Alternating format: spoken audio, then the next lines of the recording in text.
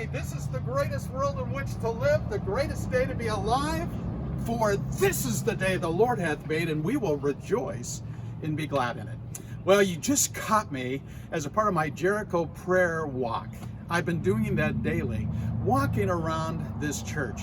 I've been joining the group of people like Joshua and all the people of Israel as they were walking around that walled city, and their prayers I knew were to bring down those walls. And I'm just thinking about you. I'm thinking about myself and all the walls that we face, those obstacles that keep getting in the way.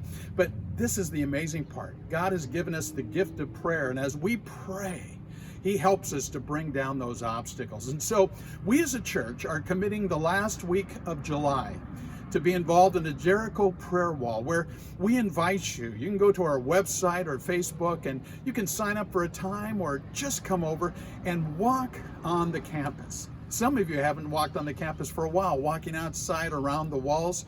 But as you do that, be in an attitude of prayer and bring those obstacles with you. I know that's pretty easy to do. And then as you're walking around, let that be a time between you and the Lord, just to seek His guidance and His power in that. So that begins next week. So join us as a part of that. But then I want to share with you, I've been trying to look for ways to see when people do good things. And I have been the recipient of some amazing good things this past week.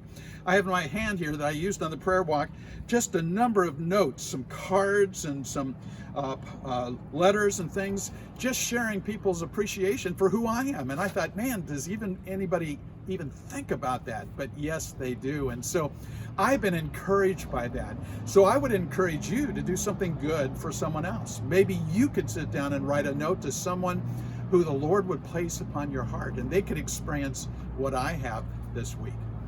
And talking about good things, this coming Sunday, I have a special couple that I'm going to interview. It's going to be a unique kind of sermon by way of dialogue.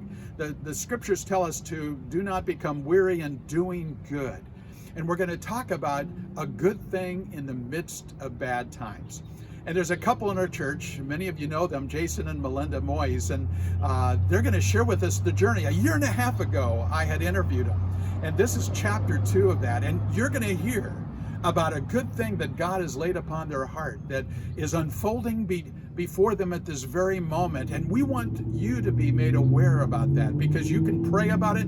You can think about how God could use you to do something good in someone else's life. So join us this coming Sunday as we gather together for that special time, and God will help you and me to overcome our weariness as we seek to do good things even in the midst of bad times.